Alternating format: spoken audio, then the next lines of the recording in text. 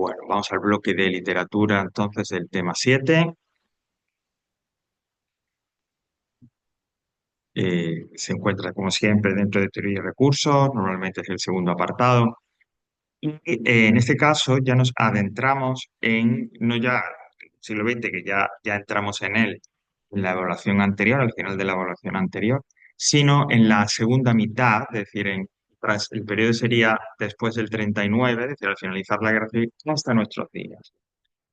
En este tema 7 vamos a hablar de la poesía, en el tema 8 hablaremos de la narración y el tema 9, como creo que he anunciado, y si no lo comento ahora también, no hay literatura, es decir, no hay apartado de literatura. Hubiera tocado en todo caso el teatro, pero esa parte se suple con, si decidís hacerlo y tal, con la lectura trimestral del tercer trimestre, que se trata de una... Disculpa un momento porque no sé qué pasa aquí.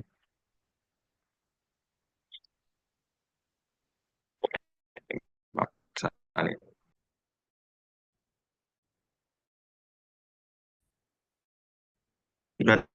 Teatral, que es una obra de teatro, historia de una escalera.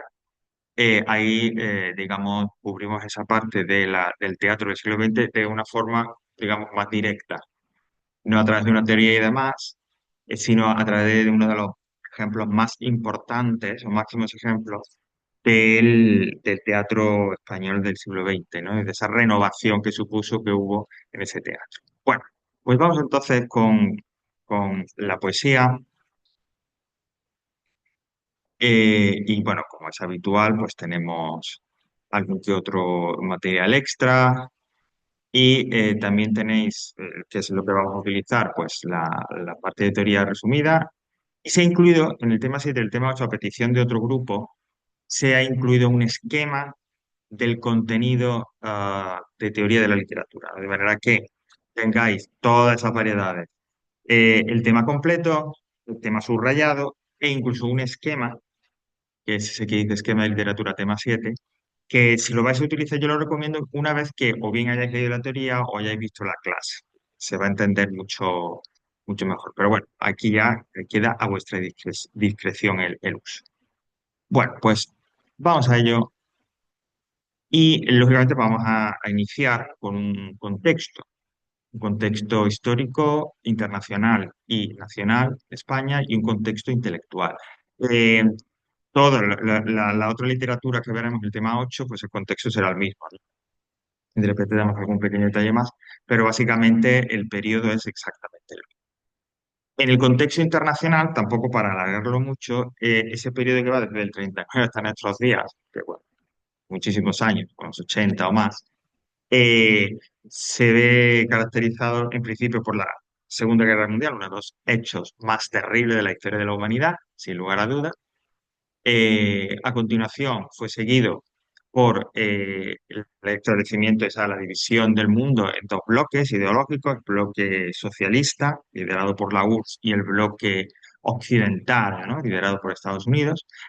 Y el enfrentamiento, un enfrentamiento nunca directo, porque hubiera supuesto una guerra nuclear, un enfrentamiento a través de otras guerras, un enfrentamiento a través de sanciones, de desacuerdos, etcétera, es lo que se llamó la Guerra Fría. Y eso sí, durante ese periodo, después de la Segunda Guerra Mundial, en Occidente, es decir, Europa, Estados Unidos, Australia, etcétera, se produjo un momento, un periodo de una enorme prosperidad económica, social, que prácticamente pues, ha continuado en nuestros días, como quien dice. En el caso de España, el contexto histórico, bueno, tiene ciertas diferencias. Hay líneas comunes, pero tiene ciertas diferencias. Por ejemplo, España no participó en la Segunda Guerra Mundial porque justo en el 39, en mayo del 39, acabó la Guerra Civil Española, mientras que la Guerra Mundial empieza en septiembre del 39 con la invasión de Polonia. Eh, por lo tanto, ese periodo de posguerra, normalmente el primer 10, 15 años, fue muy duro, de pobreza, represión política, exilios, muertes, etcétera, etcétera. A partir ya de los 50, de la segunda mitad de los 50, pues sí que la economía empezó a estabilizarse, a mejorar y a convertirse en una economía moderna. Y el otro hecho relevante a destacar, ¿no? En este contexto express que estamos haciendo sería, lógicamente, en 1975, con la muerte del dictador de Franco y la transición hacia el régimen democrático. Porque, claro, desde el final de la guerra hasta 1975 y unos cuantos años más allá, España, el régimen que gobernaba España era una dictadura cabezada por el general Franco, el general victorioso de la guerra civil, que, por supuesto, gobernó, como digo, hasta que falleció. Bueno, eso sería, digamos, ¿no? Porque luego ya, pues, la democracia y el desarrollo económico, político, etcétera, la integración en la Unión Europea y demás, que afortunadamente, por el que afortunadamente ha pasado en nuestro país. En cuanto al contexto intelectual, bueno, pues también es una temeridad intentar resumir en una sola idea todas las corrientes intelectuales de pensamiento filosóficas que atraviesan el siglo XX. Pero sí, por aquello de ser práctico, hemos seleccionado una concreta que durante toda esta segunda mitad del siglo XX podemos rastrear en productos culturales como libros, arte, pintura, etcétera, etcétera, que es el existencialismo. Ya hablamos ya ha aparecido el existencialismo en algunos otros momentos de recorrido literario que estamos haciendo en este curso. Básicamente el existencialismo es una ideología, punto de vista filosófico, que tiene una visión muy pesimista sobre la vida y sobre el hombre en sí. ¿Mm? Es decir, es como que, insisto, tanto la vida que vivimos pues es hostil, va a tener un final negativo. Igual, ¿no? La condición humana es también una condición condenada, es también, digamos, algo que condena al hombre, algo que no tiene rasgos positivos. Digamos, con un trazo grueso podríamos definir el existencialismo de esa manera, ¿no? Como ese punto de vista negativo sobre la vida, sobre el hombre y en este existencialismo, porque insisto, el existencialismo ya viene de antes, pero en este existencialismo de esta segunda mitad del siglo XX, habría que añadírsele a esa idea fundamental la crítica o la denuncia social. Hay una parte social de denuncia o de crítica, como digo, con la que se funde el existencialismo, ¿no? Y por lo tanto, este punto de vista, esta corriente intelectual o filosófica también servirá para denunciar abusos sociales, problemas sociales, etcétera, etcétera. Bueno, vamos a tener ahí, aunque se menciona ahí a Francia en mayo del 68, Jean-Paul Sartre y todo eso, pero bueno, no es nuestro cometido. Este sería el contexto. Y la poesía que vamos a ver, pues también la poesía dentro del ámbito de la península español, de la península ibérica, se enmarca en este, en este cuadro que acabamos un poco de definir, histórico e intelectual. Bueno, vamos a ver diversas etapas, empezando por la primera es como una especie de introducción, porque vamos a recordar aquí, por un lado, a Miguel Hernández y a poetas que echaron luego al exilio, porque es la poesía que produce, la de Miguel Hernández, con toda su pasión y sinceridad que ya vimos en su momento, o la de los exiliados, que es una poesía triste, desesperanzada, desgarrada, supone una transición entre lo que hubo antes de la guerra y lo que va a venir a continuación. De hecho, en toda esa poesía que recorre prácticamente, casi toda esa poesía que recorre este segundo mitad del siglo XX, ese elemento humano, ese elemento de atención a las emociones, a los sentimientos, esa sinceridad y pasión que destacaba tanto Miguel Hernández, eh, va a aparecer de una manera u otra, como digo, de manera más acusada o menos acusada, en toda esta poesía que venga después de la guerra. E igualmente, como hemos señalado más o menos, esa visión negativa, desesperanzada, es decir, esa visión tanto existencialista, también va a impregnar la poesía del siglo XX, ¿no? Es lógico pensar que la poesía de los exiliados es una poesía, como digo, triste, nostálgica, donde se recuerda ese sueño de la patria perdida, de lo que pudo ser y no fue, donde además también se critica cuál es la situación política, social de España en ese momento. Por lo tanto, como estamos comentando, Miguel Hernández y esos poetas en el exilio son la transición entre una y otra poesía, ¿vale? Es ese puente entre unos y otros. Como ya los estudiamos ampliamente tema anterior, pues no me detengo mucho más. Y ahora sí, vamos a ir viendo década por década, que coincide más o menos, que cada década, hasta los años 80 o hasta el año 80 y tal, más o menos va a coincidir con un tipo de poesía predominante. Yo siempre os digo lo mismo. No quiere decir que en esa década la única poesía que se escribe o el único tipo de poesía que se escribe es el que se señalan aquí o los que se señalan aquí. Pero sí son, digamos, los más relevantes, los más importantes, los más populares, etcétera. Bueno, en los años 40 que, pues, imaginaos, si la guerra acaba en mayo del 39, pues toda la década de los 40, pues es una década de bastante sufrimiento, de una vida cotidiana muy, muy difícil y muy complicada. Pero aún así, y como no podía ser de otra manera, vamos a encontrar autores que sienten el deseo y que van a seguir escribiendo poesía. Precisamente en dos vertientes. Hay como dos categorías, ¿no?, en las que se va a dividir la poesía en la década de los 40. La llamada arraigada y la desarraigada.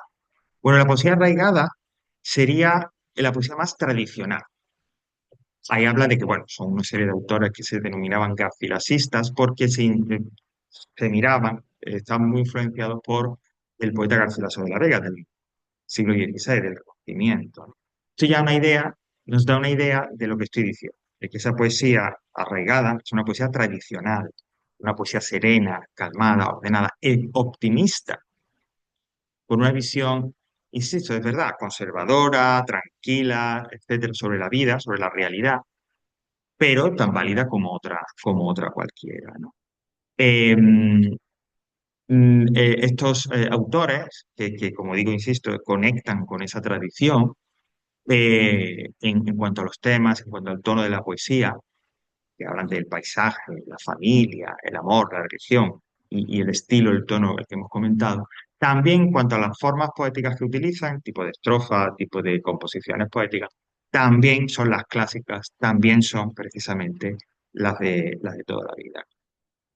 Yo voy a intentar, porque es que no tiene sentido, desligar todo esto de la política, pero bueno, hay algunos comentarios porque de repente, pues si ves por ahí que esta poesía arraigada o autores como Luis Rosales o Leopoldo Panero, sobre todo Luis Rosales, se han asociado con el régimen dictatorial de Franco, como que eran partidarios de ese, de ese régimen. Bueno, no sabría deciros, no creo que llegue a tanto. En cualquier caso, sí es cierto que es un tipo de poesía por los temas, por el tono, que lógicamente casaba mejor con los ideales del régimen, ¿no? Con lo que digamos sería la poesía que la dictadura franquista le gustaría que se hiciera.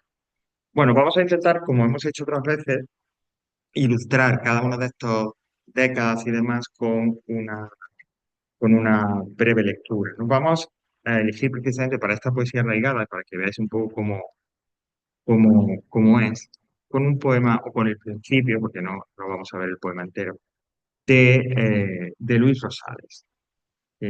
Como digo, pues es uno de los poetas además más señalados de ese movimiento y además, bueno, pues poco nos vamos a detener ahora en ello, con cierta leyenda negra y su relación, posible relación falsa parece ser, de la muerte de Lorca. Bueno, este poema de Luis Rosales, del que vamos a leer pues solamente el principio, concretamente está tomado del libro La Casa Encendida, que es además su libro quizá más popular, ¿no? Aparte de un centro cultural de primer orden, hoy en día en la calle Atocha. Bueno, pues el poema se llama Ciego por voluntad y por destino, un poema, como digo, largo. Vamos a leer pues la parte de la primera estrofa. Ciego por voluntad y por destino, como digo, es el título del poema. Porque todo es igual, y tú lo sabes. Has llegado a tu casa y has cerrado la puerta con ese mismo gesto con que se tira un día, con que se quita la hoja atrasada al calendario, cuando todo es igual y tú lo sabes. Has llegado a tu casa y al entrar has sentido la extrañeza de tus pasos que estaban ya sonando en el pasillo antes de que llegaras y encendiste la luz para volver a comprobar que todas las cosas están exactamente colocadas como estarán dentro de un año y después. Bueno, pues es un tono, como veis, pues como decía, es sereno. No tiene por qué, la idea de sereno, ordenado, no quiere, y aunque he mencionado que es optimista, no quiere decir que siempre tenga por qué ser así, ¿no? Pero sí es cierto que casa bastante bien con esa descripción que hemos hecho de esta poesía arraigada. Luis Rosales, como digo, ciego por voluntad y por destino, en la casa encendida. Y iba a decir que no se me pasa la idea, que viendo, ¿no? Teniendo en cuenta este poema y tal, esa preocupación que decíamos por la humanidad, por el sentimiento, por la emoción, por ese aspecto espiritual, digamos, del hombre, está presente, ¿no? Y está, digamos, heredado o continúa, mejor dicho, de la tradición anterior. Frente a esta poesía arraigada, surge la poesía desarraigada, se sitúa justo en el extremo opuesto. Es una poesía creada, como dice, por autores de carácter existencialista, es decir, visión pesimista de la vida y del hombre.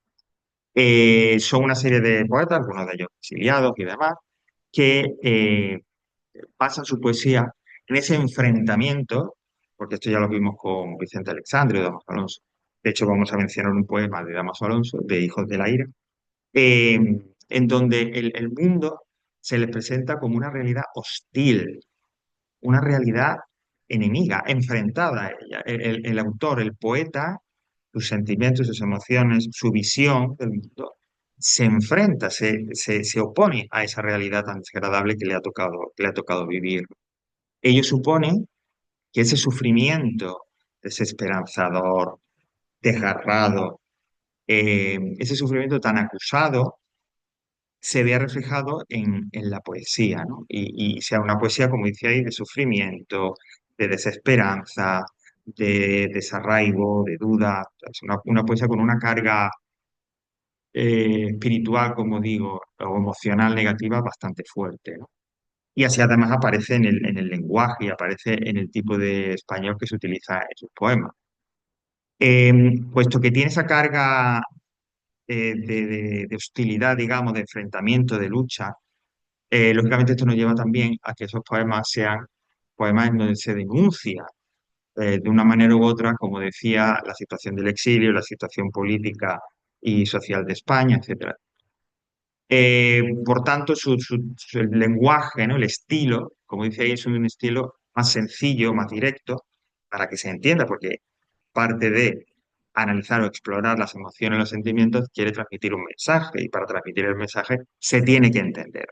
Es por ello, como digo, que ese estilo es así, pero también es un estilo duro, eh, radical, eh, mm, eh, y además, pues en ciertos aspectos, pues a veces hasta desagradable en el sentido de la imagen, las imágenes que nos ofrecen, ¿no? Y por último, en cuanto al tipo de composiciones poéticas, estrofas, etcétera, sí que intentan alejarse de lo tradicional e intentar probar algo nuevo y diferente. Entonces, como veis, es totalmente opuesto. De hecho, como digo, vamos a leer de Damaso Alonso un fragmento de un poema de Hijos de la Ira, que era este libro que ya mencionamos con la generación del 27, aunque realmente no se relaciona directamente con la generación del 27, que digo, pues encaja perfectamente, eso sí, aquí en la poesía desgarrada de los años 40. Bueno, el poema se llama Insomnio y dice así: Madrid es una ciudad de más de 1 millón de cadáveres, según las últimas estadísticas. A veces en la noche yo me revuelvo y me incorporo en este nicho en el que hace 45 años que me pudro. Y paso largas horas oyendo gemir al huracán, o ladrar los perros, o fluir blandamente la luz de la luna. Y paso largas horas gimiendo como el huracán, ladrando como un perro enfurecido, fluyendo como la leche de la ubre caliente de una gran vaca amarilla. Y paso largas horas preguntándole a Dios, preguntándole por qué se pudre lentamente mi alma, por qué se pudren más de 1 millón de cadáveres en esta ciudad de Madrid, porque 1.000 millones de cadáveres se pudren lentamente en el mundo. Dime, ¿qué huerto quieres abonar con nuestra podredumbre? ¿Temes que se te sequen los grandes rosales del día, las tristes azucenas letales de tus noches? Pues su lenguaje es bastante duro, ¿no? Además, como podéis comprobar en este poema, hay una interpelación directa a Dios. Y le dice, mira, pues, todo el sufrimiento que permites, ¿no? ¿Qué pasa? ¿Qué pasa con eso? ¿Cuál es tu objetivo? Bueno, pues eso sería otro buen ejemplo de esa poesía desarraigada.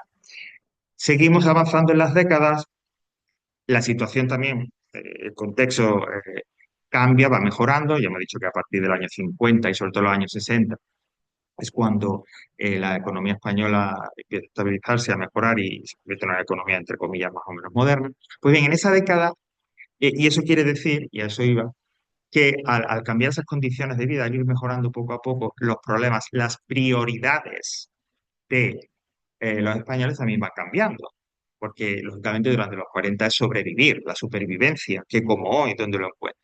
En cambio, a partir ya de la segunda mitad de los 50 y a partir ya sobre todo de los 60 gracias a la entrada del capital americano, ¿no? Cuando gracias a Estados Unidos España se reintegra de alguna manera a la comunidad internacional, ese dinero sirve para poner en marcha realmente la economía y, como digo, para iniciar una época de prosperidad. Con lo cual, los problemas o las prioridades van a cambiar. Se cubren las necesidades básicas, al menos no se va a pasar hambre o tanta hambre, y las preocupaciones, como digo, van a ser otras.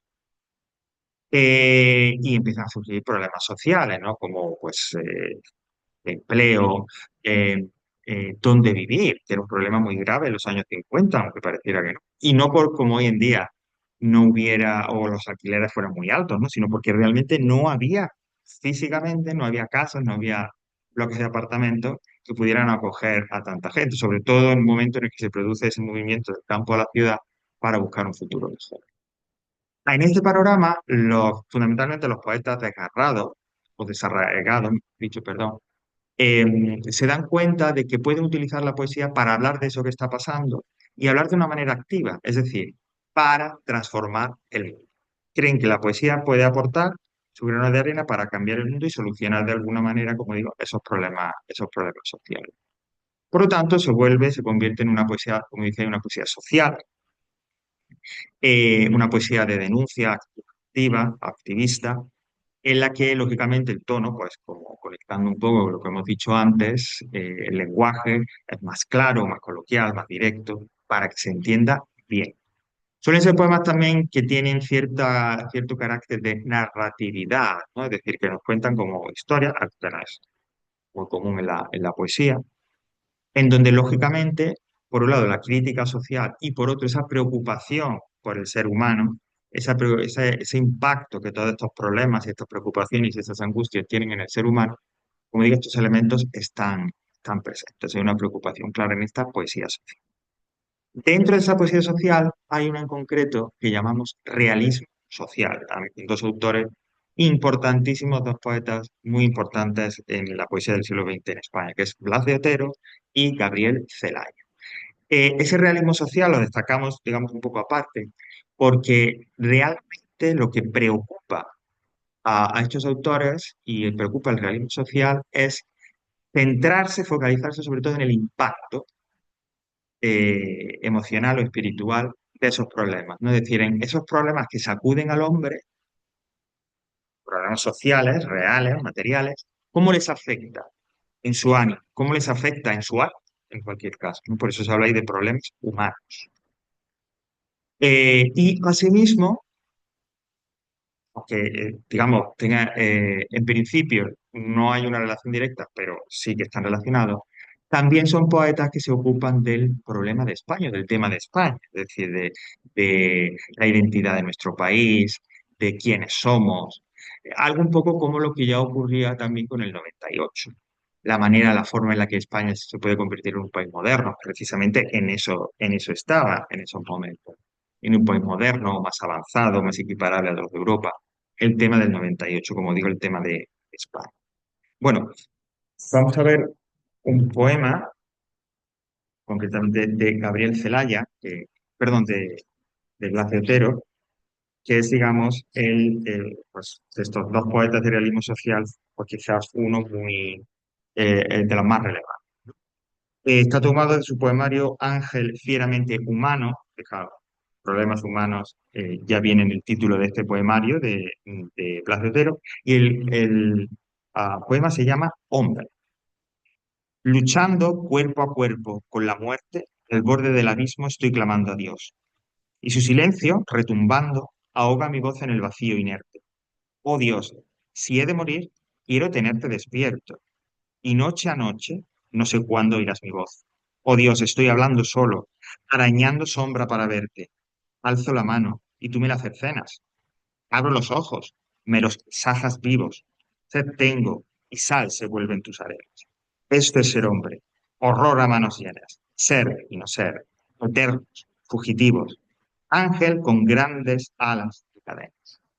Bueno, eh, dijimos en su momento, adelantábamos cuando vimos la Generación del 27, que era de Teodoro también un gran poeta, el gran poeta religioso de este segunda mitad del siglo XX, ¿no? Y aquí está.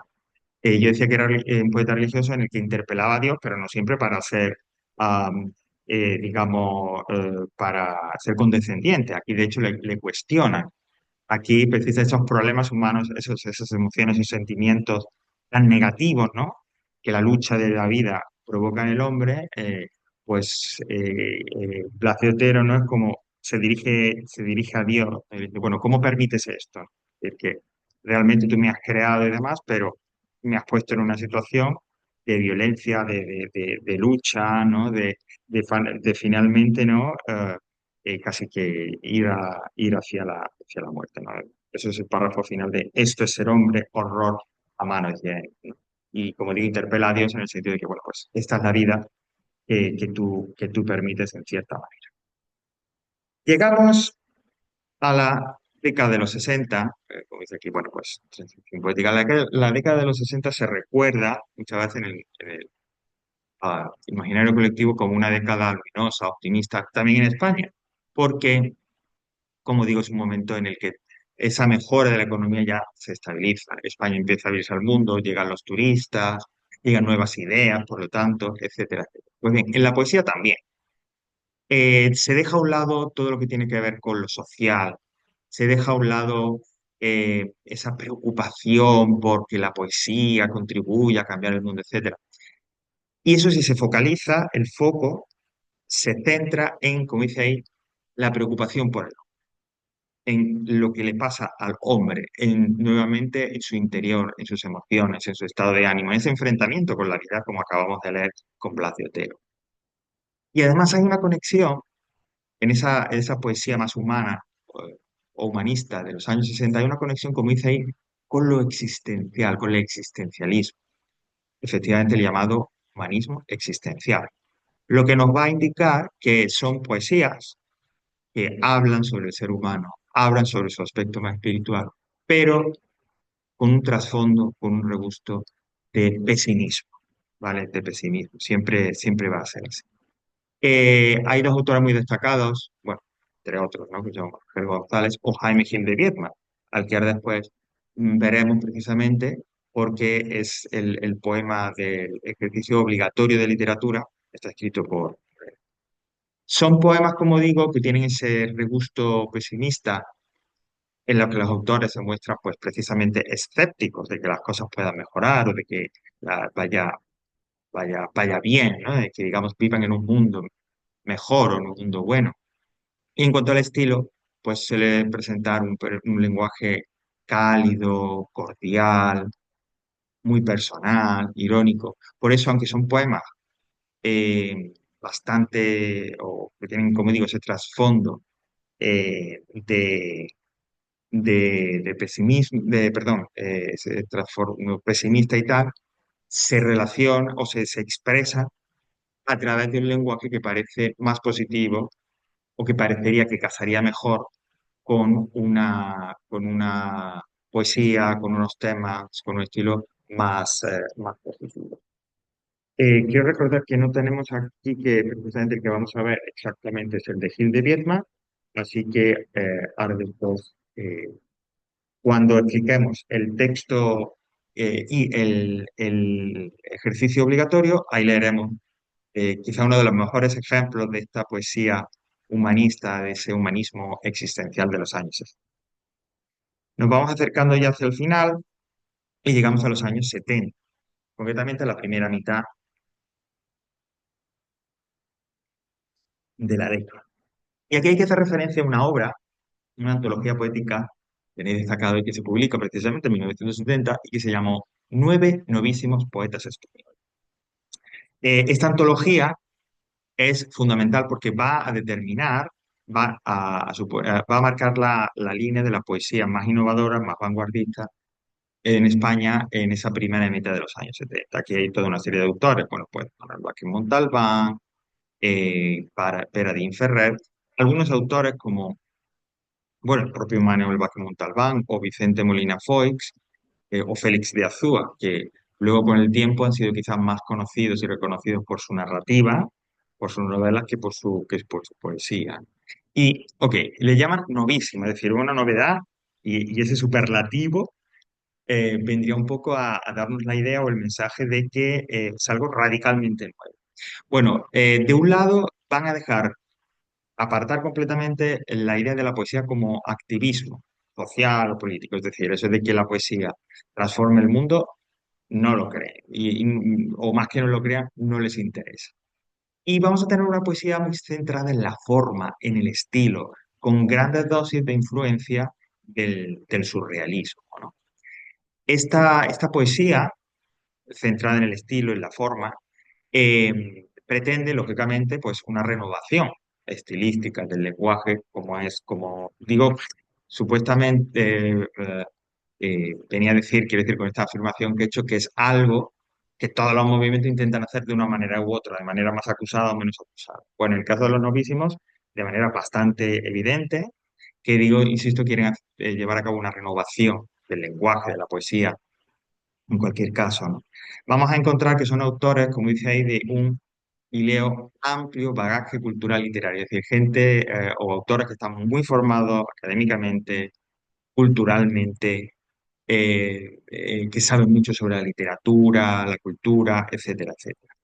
Y vamos a encontrar en esa poesía que hay una mezcla entre temas que son personales, propios del poeta, subjetivos, con otros temas más públicos y que además nunca uno pensaba, al menos desde nuestra perspectiva de Legos en la poesía, nunca uno pensaría que eso puede dar lugar o puede aparecer en un poema, como la guerra del Vietnam, la sociedad del consumo, etcétera, etcétera, ¿no?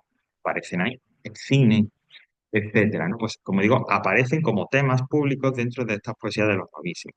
Y asimismo, esa poesía, el tono en el que se presenta esa poesía, esos temas, también es una mezcla, porque hay un tono, digamos, grave, serio, elevado, junto con un tono mucho más superficial, frívolo, con ese carácter más bien insolente, de provocación, ¿no? Entonces, en las poesías de estos novísimos hay esa combinación, ¿no? Que en cierta forma, si me permitís un poco la opinión, es bastante explosiva, ¿no? Claro, más serio con lo más provocador, superficial, etc. Vale, vamos a leer, este es el último antes de ver la... bueno, no el último, perdón, porque había otro por ahí que tengo que recuperar. Vamos a leer brevemente un fragmento de un poema de Pere Ferrer, que es este poeta también perteneciente a los novísimos, que lógicamente pues, nació en Cataluña, en Barcelona concretamente.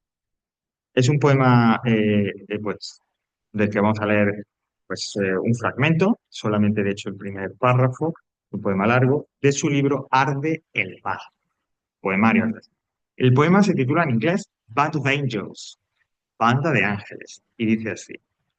Un jazmín invertido me contiene, una campana de agua, un rubí líquido disuelto en sombras, una aguja de aire y gas dormido, una piel de carnero tendida sobre el mundo, una hoja de álamo inmensamente dulce, cuanto puede vegetal y callado remansarse sobre nuestras cabezas, y la sien, y los labios, y el dorso de la mano un gil de luz.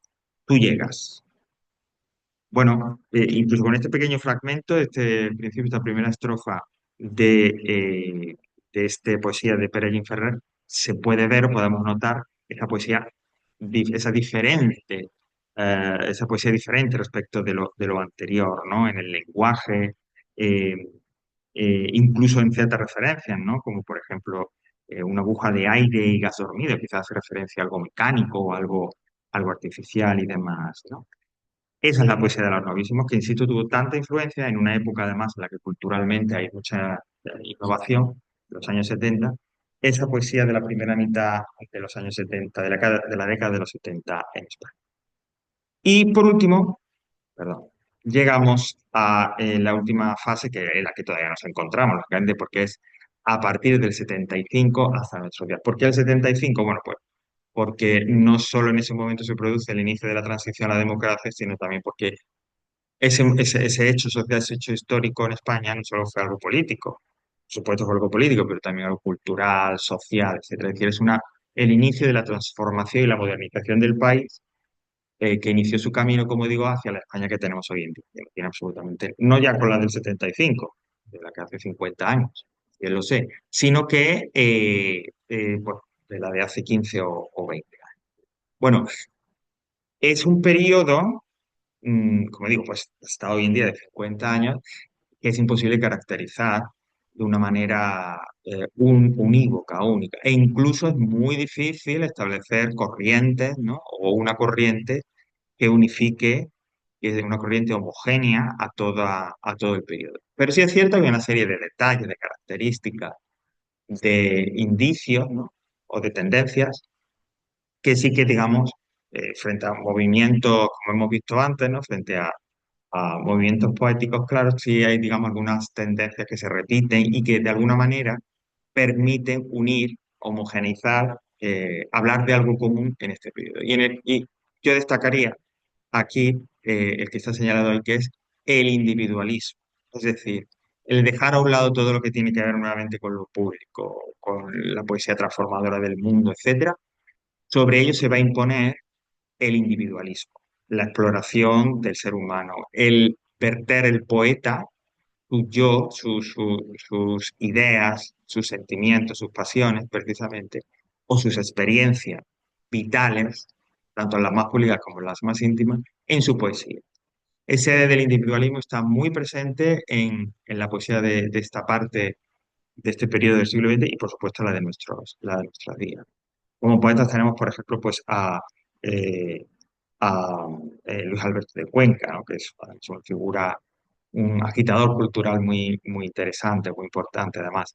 Y también tenemos, pues, puesto que, por llegar hasta nuestros días, podríamos decir que a pesar de lo que algunos, incluyo yo, ah, creemos, ¿no? La poesía, sobre todo entre la gente más joven, se ha vuelto muy popular. Gracias a quizás precisamente porque ese periodo de juventud, de adolescencia o primera juventud, ¿no? Lo que en inglés llaman young adults, es un periodo de la vida en el que todavía nos estamos formando y nuestra identidad está en proceso de creación.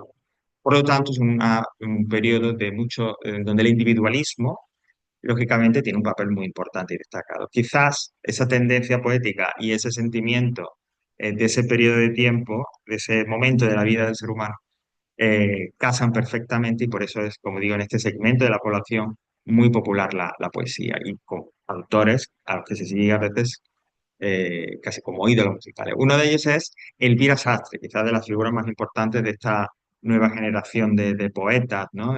Que atraen, como digo, a la gente más joven, ¿no?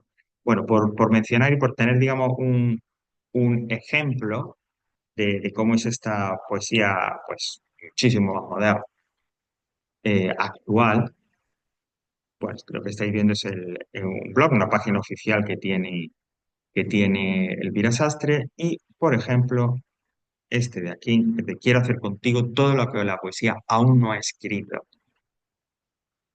Bueno, vamos a leer porque bueno, como digo, tiene cierta longitud y bueno, pues vamos a leer los tres primeros párrafos, ¿no? El título, como digo, voy a ampliarlo un poquito para que sea mejor, es bastante revelador de este tipo de la modernidad de esta poesía. Quiero hacer contigo todo lo que la poesía aún no ha escrito. Y fijaos, ese corte individualista, yo quiero hacer contigo, está ya aquí presente. Cualquiera diría al verte que los catastrofistas fallaron. No era el fin del mundo lo que venía, eras tú. Te veo venir por el pasillo como quien camina 2 centímetros por encima del aire, pensando que nadie lee. Entras en mi casa, en mi vida, con las cartas y el ombligo boca arriba, con los brazos abiertos, como si esta noche me ofrecieras barra libre de poesía en tu pecho, con las manos tan llenas de tanto que me haces sentir que es el mundo el que me toca y no la chica más guapa del barrio. Te sientas y lo primero que haces es avisar. No llevo ropa interior, pero a mi piel la viste una armadura. te miro y te contesto. Me gustan tanto los hoy como miedo me da. Es que es muy bello. Y bastante sentido, ¿no? Y como hay pues ese individualismo, esa experiencia íntima, personal, vital, que vuelca en el poema, ¿no? Como digo, Elvira Sastre. Por lo tanto, pues bueno, pues este sería un poco, aquí terminaríamos, esta sería la conclusión, el cierre por ahora, porque la literatura, al igual que la vida en sí misma, sigue y seguirá, esperemos, eh, por siempre o hasta que el cuerpo aguante. Bueno, pues vamos entonces a volver, cerramos por aquí, y vamos a volver a, a lo que es la sección de literatura del tema 7 para explorar, para comentar algunos de los materiales extra que tenéis, que no hay mucho en este caso, pero bueno, algo tenéis. Y lo que hay concretamente se muestra a través de dos archivos PDF. De un lado, el primero que tenéis ahí, el primer archivo, amplia antología poética de la poesía después del 36, pues que un poco lo que hemos estado haciendo aquí oralmente, pues lo tenéis ahí impreso, digamos, ¿no? Bueno, pero eso si lo imprimís, lo tenéis, digamos, por escrito en cierta forma, para que a la hora de repasar este contenido, pues yo siempre recomiendo, en la medida de lo posible, que os fijéis que tengáis al lado también ejemplos de poemas de cada uno de esos periodos. Pues, insisto, como lo que hemos hecho aquí ahora. Y tenéis además también un ejercicio de poesía del siglo XX, de esa poesía del siglo XX después del 39, donde a través de un poema hay un análisis con unos ejercicios y demás, y con sus solucionarios si decidís hacerlo.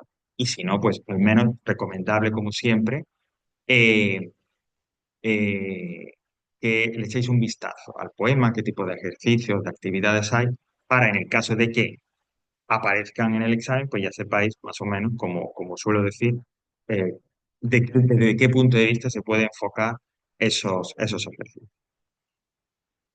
Y antes de pasar a inglés, volvamos al índice general del tema 7 y vamos concretamente a hablar, presentar el ejercicio obligatorio de literatura. Y digo obligatorio, y así aparece aquí, ¿vale?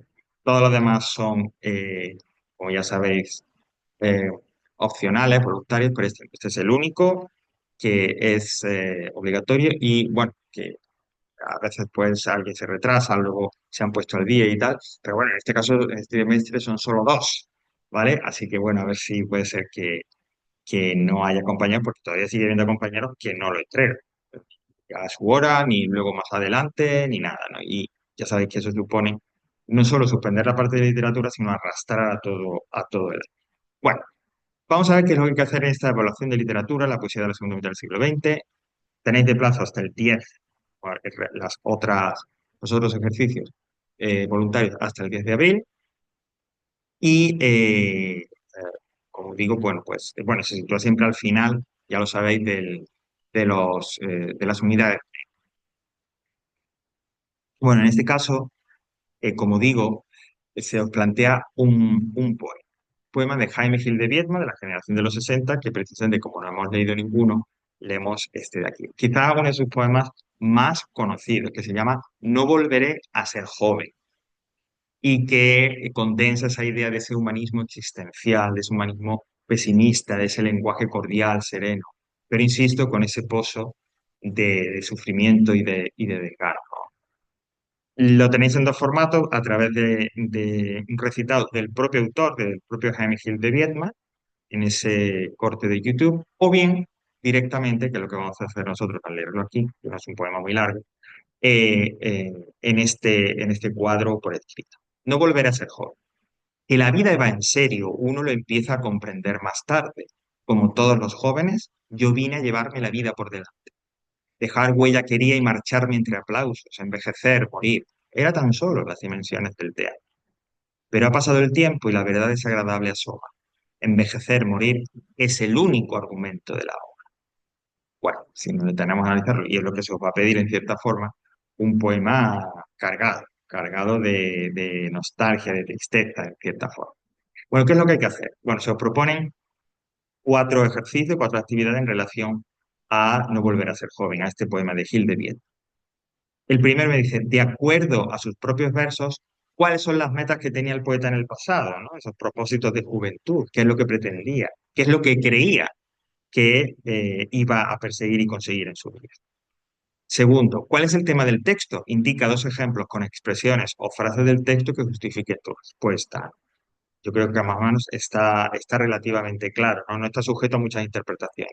Bueno, pues una vez que habláis de cuál es ese tema, de qué va el texto, al menos dos ejemplos de frases, expresiones o estructuras ahí del texto que justifiquen ese tema del que decís que va alrededor del cual gira el poema. Tres, escribe tres ejemplos de figuras retóricas presentes en el texto. Ya hemos trabajado, hemos hablado de las figuras retóricas y pues ahora se os pide que busquéis, encontréis tres obviamente yo recomendaría siempre las más relevantes, de las más claras que podáis encontrar ahí en el poema. ¿Qué tipo de estrofa compone este poema? Bueno, esto estaría relacionado con la métrica, aspecto que este año pues no hemos visto mucho porque no está en el programa, no era necesario. Entonces simplemente lo que este ejercicio, si yo leo la estrofa, veo la métrica, es decir, qué número de sílabas tiene cada verso, eh, y el número de versos que componen la estrofa y, por la razón que sea, me acuerdo, me viene a la cabeza un nombre concreto para ese tipo de estrofa, ok. Y si no, la idea es analizarlo, como he dicho, el número, o sea, perdón, eh, analizarlo, contar el número de sílabas de cada verso, la métrica, y el número de versos que tiene cada parte. Recuerdo brevemente con la métrica que, lógicamente, lo que se cuenta es sílaba, sílaba por sílaba, teniendo en cuenta dos cosas. Uno, que cuando una palabra termina por vocal y la siguiente empieza por vocal, esas dos sílabas se unen y se cuenta como una sola, ¿vale? Por ejemplo, en este último ah, estrofa que estáis viendo, pero ha pasado el tiempo. Pues bien, la palabra pasado termina en o, él empieza por él, pues bien, do él se contaría como una sola. Eso es lo que se llama sinalez, ¿vale? Porque así de esa manera, pues, os sale, ¿no? Es decir, que si no saldría una de más, pero gracias a este fenómeno de métrico de la sinaleza, como digo, que une la última sílaba que termina en vocal con la primera sílaba de una palabra, con la primera sílaba de la palabra siguiente que empieza por vocal, contando ambas sílabas como una sola. ¿Vale? Y por último, la pregunta número 4, la actividad número 4, que es la de reflexión más personal, ¿no? En donde, digamos, hay más libertad para reflexionar sobre el poema. ¿Te resulta agradable escuchar un poema en este tono pesimista o te desagrada al estar acostumbrado a la exaltación vital y amorosa de la poesía? ¿Por qué? Es decir, cuando leemos esto por el tema, por el tono, el lenguaje, pues es pesimista, os da una visión negativa. ¿Os resulta interesante, resulta agradable? ¿Lo rechazáis? Porque como dice el enunciado, normalmente uno asocia siempre a la poesía con cierta vitalidad, expresión de energía. ¿Y por qué? Es como si os preguntaran también qué tipo de poesía os gusta más o cuál os desagrada más, ¿no? En esa reflexión personal anda este último ejercicio número. Por lo tanto, ahí tenéis hasta, como digo, la entrega es el 10 de abril. Bueno, vamos a dejar aquí lengua y ya la semana que viene nos dedicaremos bueno, seguiremos hablando de sintaxis de otra manera diferente con otra novedad, pero bueno, seguiremos hablando de sintaxis, por eso será la segunda. Vamos ahora entonces a inglés, pasamos a inglés.